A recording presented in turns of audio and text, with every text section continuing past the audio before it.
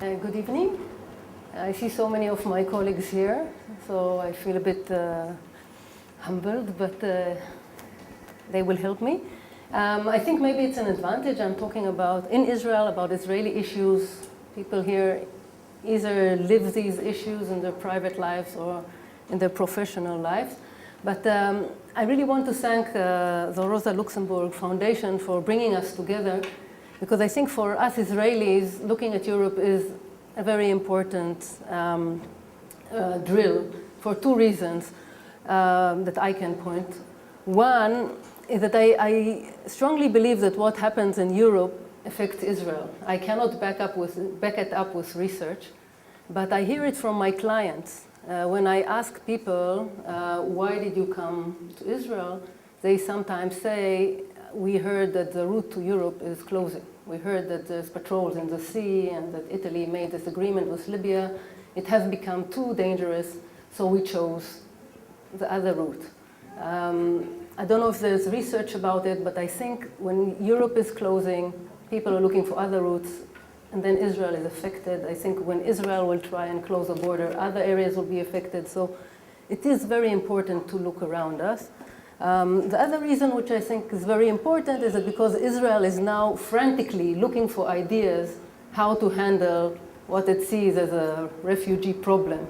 And it imports what I think is bad ideas and bad policies from many places, including Europe.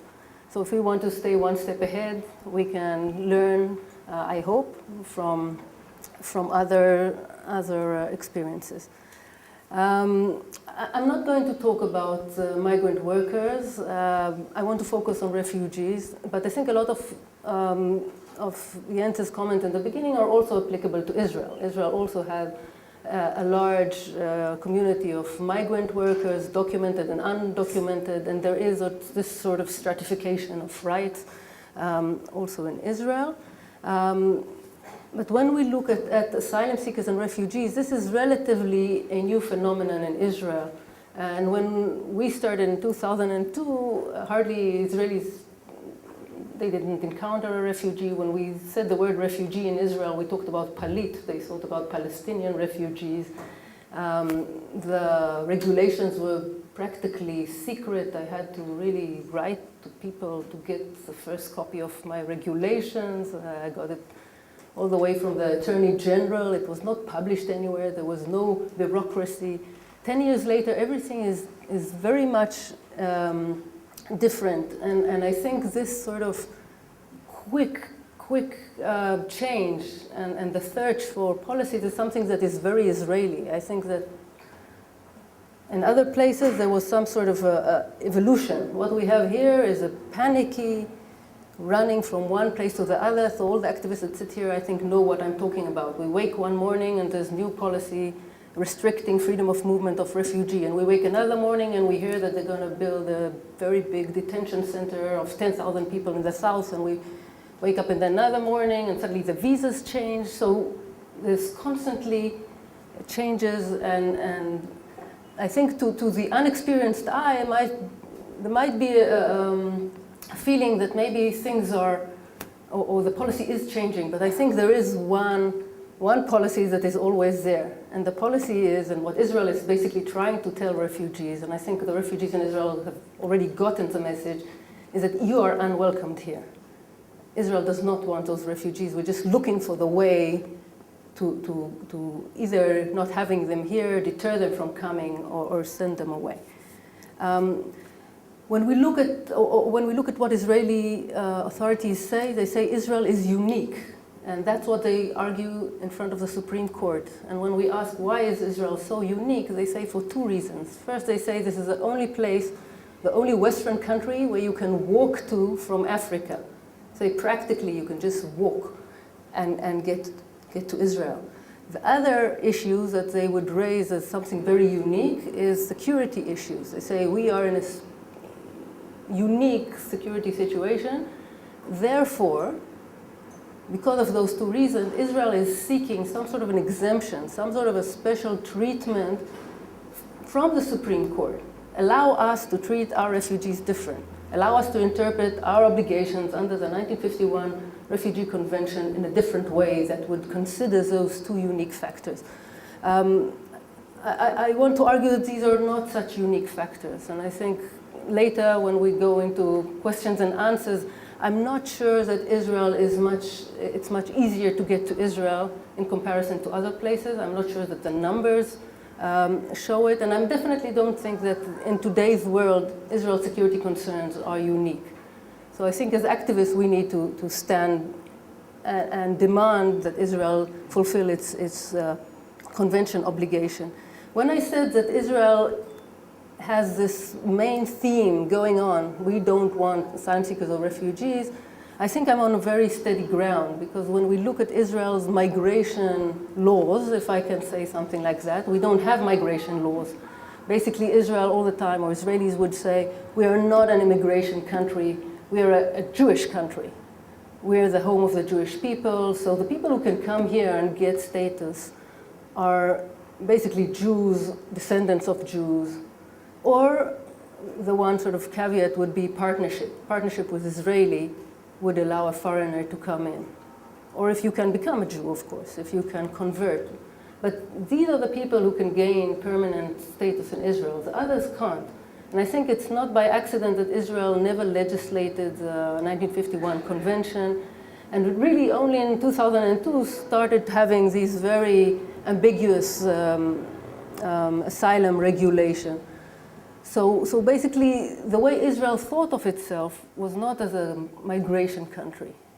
It was a country designed to be a safe haven for Jews, and up to today, it's extremely difficult to gain any status to anyone who is not of this sort of imagined community of Jews. So maybe Israel would allow you to come as a migrant worker, but even so, it will be under strict conditions that you go out, you go away after you finished your role as a migrant worker. And I think Israel is slowly learning something that Europeans have learned long before, that when migrant workers start coming, it's not so easy to tell them after a period, go home. So what we see today for the Israelis, the struggle about the status of the children of migrant workers is part of that. And the fact that Israel has, and every time Israel says this is a unique humanitarian one-time gesture that we would legalize children of migrant workers only on very, very limited conditions and so on and so forth, this is actually Israel straying away from Israel for the main route saying we will not give permanent residency or status to anyone, and here we have a little detour. We have to cater for those children. But we have to see it for what it is. It's a detour. It's not change of policy. So I think what Israel is doing is very, in a way, I mean, Jens talked about Frontex and the border. Israel, we have our version of doing the same thing, of closing the Israeli border, maybe not as sophisticated, not as clearly declared, not as well thought or planned out in advance, but this is what Israel is doing. And I think, when we look at what Israel has done, I can see three main periods which I can differentiate. So I would say the first period was when we just started, or I just started, 2002, when the first asylum regulations were published, up to, I would say, 2005. And if I have to define, I would say this is sort of the goodwill period. Why goodwill? Because there were very few refugees or asylum seekers, about 1,000 applications per year, a very informal system, very few people are recognized every year. Majority of people who got any sort of status were people from conflict areas. At that time it was Sierra Leone, Liberia, Ivory Coast, Democratic Republic of Congo. So the system said, okay, I can be generous in a way because it's small numbers and in a very unofficial way. You would file an application, you would wait for years and years and years and years and years and years, and maybe 5 years after you filed application, you would get a letter that either you were accepted or rejected, mostly rejected. And in those times, when I met with other lawyers from other fields, they would actually be envious of us in the refugee field because they felt that while for a Palestinian to get a status in Israel was nearly impossible, for refugees you could sometimes get even family unification. That was extraordinary. So I think what Israel was doing, Israel was actually establishing the immigration police on the one hand and making it harder for migrant workers, but trying to be a bit generous for the refugees.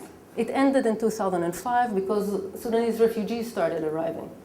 So the security sensitivities were awakened, and Israel said, look, those people who come over the border without documents, we don't know who they are. And they are Sudanese, and we're at war with Sudan, so probably this can be dangerous. So the immediate reaction was to put them just in prison in indefinite detention. And I don't know, well, I have some friends here in the crowd who spent 1.5 years in prison just because they were Sudanese. It was enough at those times. And there were people from Darfur. And that was inconceivable for us because we knew what was going on in Darfur. We had the American jury saying, you know, Darfur is similar to the Jewish Holocaust. And in Israel, they sit in prison. So, and I think, by the way, this was probably the last time that the Israeli public was with us when we campaigned for the rights of refugees. So from 2005, and I would say up to 2011, what Israel was doing is to try in any possible way to prevent refugees from coming. And it's interesting that at those early days, Israel did not efficiently close the border. And I'm saying close the border as if it's possible. I'm not sure it's really possible. But we have a 220 kilometers, not very fenced border, where women at 9 months pregnant with 3 kids would used to just walk over the border. And that continued in 2005, 6, 7. In 2007, the government said, let's build a fence. We have to close the border. And they made this decision, but they never started working on it, and they never gave the budget for it. But what they've done, I think, is far more worrying from the legal or democratic point, because they decided to, in a way, close the border by using a mechanism they called hot return. The idea was that anyone who crosses the border may be returned without any procedure back to Egypt, where he or she came from. And the Attorney General actually reasoned, he said, look, those people, if we capture them in proximity to the border, he never defined, not 12 miles or any other number of kilometers, but he said proximity in time and in place to the crossing. You don't need to do anything. You don't need to conduct a hearing. You don't need to have a deportation order. You could just take the person and throw the person over the border. And I think it was August of 2007 where a group of 48 asylum seekers were pushed by the IDF back to Egypt. And you have Attorney Jonathan Berman here, and he filed the petition. We worked on it together. I think it was August of 2007. And I think when Jens is talking about the lack of accountability of what happens in the border, this was our main problem for the 4 years we litigated that case. So it's not only when you establish an organization or an authority which is remote from decision makers or from political structures. In Israel, it's simply that the border is a military zone, that the people who are allowed there are military personnel, and that we don't know what happens there. And by the way, the way we found out about many of those hot returns, and I must say, I mean, this is for me very moving as an Israeli, it was those young soldiers at the border who never studied refugee law and have no idea about the Refugee Convention, but they felt something was wrong. And contrary to army regulations and duties, and contrary to what their captains told them, they started phoning human rights organizations. And they said, what's happening there is wrong. And that's how we came to know about those returns. And then we went to the High Court of Justice, and we said, look, again, Jens mentioned the non-refoulement principle, the principle that you may not throw a person over the border just like that without any questioning, without first verifying that this deportation would not subject this person either to persecution or to inhumane treatment or to torture or any terrible circumstances such as that. And we do know, this was published by Human Rights Watch, that of those 48 Sudanese who were thrown over the border, some of them were later deported by Egypt back to Sudan. So this is what we call an indirect refoulement. But Israel has started this chain by returning those people without any question to Egypt. So I'm saying Israel maybe did not build a fence initially, and maybe they did not have all these appliances which it's planning to have now, but it had a de facto closure or an attempted closure of the border in this way of these hot return. The other, as I said, those were times of really panic and changing policies. What we had then was restriction of movement. The government came up with the theory that all the asylum seekers come here to seek for employment. So we need to harm or to obstruct their employment. The best way to obstruct employment is to bar them from the center of Israel. That's where you can get employment. So one morning we wake up and the refugees cannot be south of Hadera or north of Gadera. So basically they are barred from the center of Israel. Another month passes and we wake up in the morning and suddenly the refugees are not allowed to be in Eilat. So that was sort of the second period, which I said, I would say this is a hysteria or the panicky period where Israel is doing basically everything possible. Every clerk wakes up in the morning and has an idea, let's do that. The last period, and that's where we are at now, and we see that the authorities are learning, and the learning curve is very quick. From 2011, we have new asylum regulations, and we have government decisions on how to tackle the problem. And what the government says now is that we have to do all these measures together, in coordination. So what we have to do is close the border. And by now, because of the uprising in Egypt, there are no hot returns. The High Court has gave a very sort of vague ruling in last July, saying, the state has declared we stop the hot return. The High Court affirms there should be no hot returns under these conditions. If Israel wants to resume the hot return, it should be done only under international standards, meaning there should be some sort of agreement between Israel and Egypt to verify that international standards, such as non-refoulement, would be upheld. So what the government says now, okay, no hot returns, but we need to physically close the border. So for the first time, there are all the budget necessary.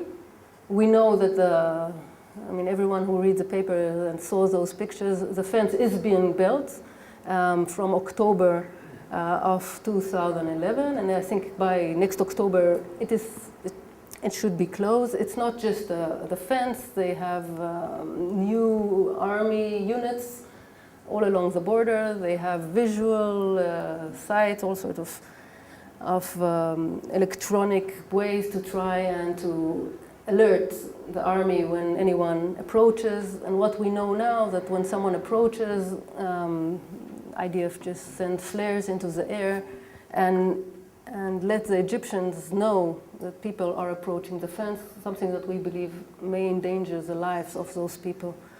So we have actual fence, we have a bureaucracy being built.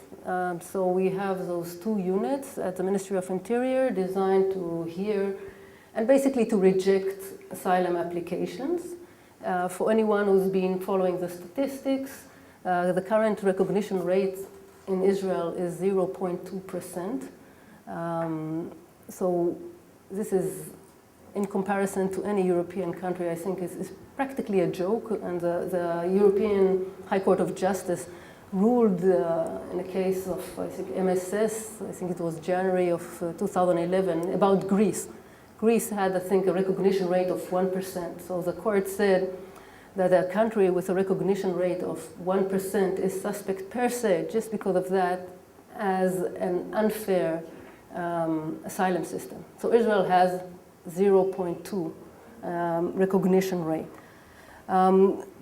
So we have a system to quickly process applications and reject them. We have the fence, and we have new legislation. We have the new anti-infiltration bill allowing the government to incarcerate any person who comes illegally into Israel for a minimum period of 3 years. So here you have again the government trying to send a message. The message being, it's going to cost you. Coming to Israel, you'll be paying, you'll be sitting here in prison for a very long time. The government has already declared that once this big detention facility is operational, it will not allow the employers to continue employing asylum seekers. So there you have also trying to obstruct another motivation, as the government sees it, the motivation for arrival, the monetary motivation. I think maybe the one sort of, and I don't know if to say this is a good thing or a bad thing, but I think probably a lot of people who are sitting here are under this regime of what we call temporary protection. The temporary protection idea, Israeli style, is not temporary protection. It's actually deferred deportation. Israel is unable at this time to deport anyone to Sudan. Okay, I'm differentiating Sudan from South Sudan. I'm talking about the north. So any person who is identified as Sudanese would get what we call a conditional release visa. A conditional release visa does not allow you to do anything except to be in Israel. The visa actually says this permit is not a work permit. So people have no access to health, no access to work, no access to shelter, no access to social services, and they are supposed to somehow maintain themselves. There is some sort of a wink agreement here, even sanctioned by the High Court, saying that if someone employs a person with this visa telling him that he's not allowed to work, the employer will not be fined. Okay, so the employee is violating the law, but the employer will not be fined. So that's how Sudanese and Eritreans can work. Eritreans are the largest group of asylum seekers, and they will also, once they are identified as Eritreans, would get this conditional release visa, allowing them to be here with no rights whatsoever. So why do I say that I don't know if it's a good thing or a bad thing? Because if you get this deferred deportation status, at least you are not going under the refugee determination system. Because if you would go under the refugee determination system, they would say you're not a refugee and they will deport you. If you get the deferred deportation, you have no rights whatsoever, but at least you're here. So it's sort of a mixed thing.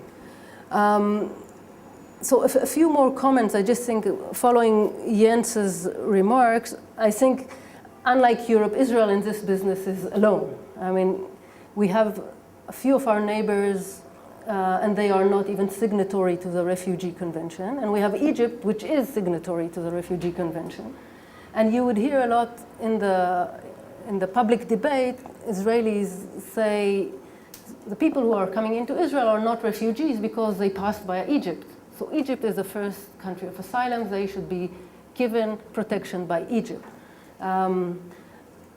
This is, of course, it has nothing to do with the Refugee Convention. There's no such rule in the Refugee Convention. Israel has no readmission agreement with Egypt. Egypt does not readmit asylum seekers who cross the border. So it's for me just a pretext to deny protection from people here in Israel. I think another, and I said it, but I want to highlight again, I think another difference between Israel and Europe, I think, and here maybe, Jens can answer that later, but I think that once you get into Europe, you have a fair chance of at least asking for asylum.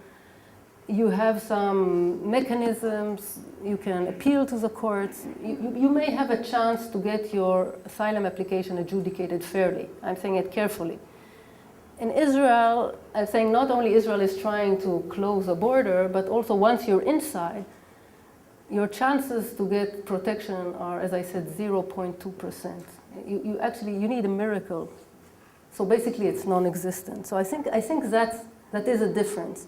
There's a difference when a country tries to close but allows some sort of chance while you're in, or trying to close and no chance while you're in within.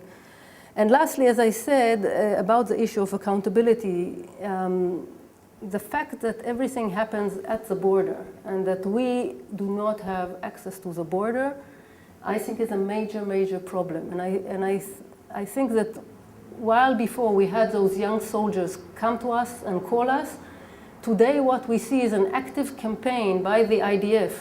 We actually know that when the young soldiers are enlisted to this service, their chiefs in the army actually tells them, these people are not refugees. They have come here to seek employment. And they give them the same statistics I gave you, but in reverse. They tell them, we have checked this population. 98% of these people have come to seek employment.